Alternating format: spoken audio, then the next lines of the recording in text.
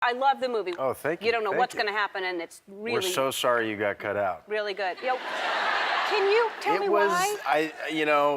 You were stealing the light. Oh, yep, I can see that. I can see where, yeah. You did me a big favor by bowing out. By bowing out. You're right, I did steal that scene. No, it's really, I thought, especially that, because that's how, it's kind of one of the first scenes. It opens up real big. Yeah, that's one of my favorite scenes is I come to Moscow and I'm an analyst, so this is my first time kind of being in the real world. And I encounter this very large gentleman and I get in this fight with him. And I talked with Ken, the director, about it. And oftentimes in action films, you get into these fights and people die and you get into action scenes and no one's sweating, no one's freaking out that you have to inflict some pretty heavy stuff. So we wanted to see what it was like to have a real guy in that situation and how he would react and the fear that comes with that. And how long did it take? Because that was really, I mean, I'm sure that was not you. That had to be some stunt people. Because how long did it take to shoot that? That was about I think a week. It takes a lot of choreography to figure, even in a small confined space. The fight takes place in a bathroom. Then they build the set, obviously, but it takes a while to figure out the choreography. And midway through, I actually broke my finger in a very dangerous stunt. I love saying that, and I feel so hardcore. How did you break your finger and then do this? It was so wimpish. I did have a split, but it wasn't in the midst of any great.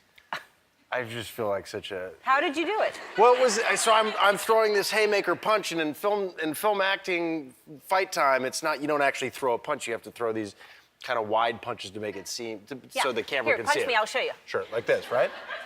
Bam. But except you saw that side. It's supposed to go to the other side. Wait a minute. Okay. Did it look like it hit me? No. That good? Not at all. High five. It didn't look real at all. We're professional. So you're doing that. So anyway, I'm doing it, and it was a long day, and I just I did it lazily, and my finger just swiped his jacket. It was just kind of very, very unmasculine. Oh, no. And then there's definitely footage of me going down in the heap of just yeah, awful sounds. But how can you? Well, you must have been going very fast to hit. A very fast slap. Very Oh, that's sad. But it's very physical. There's a lot of running. There's a lot of. You had to be in good shape, and you're working with Kevin Costner, who's fantastic in it as well.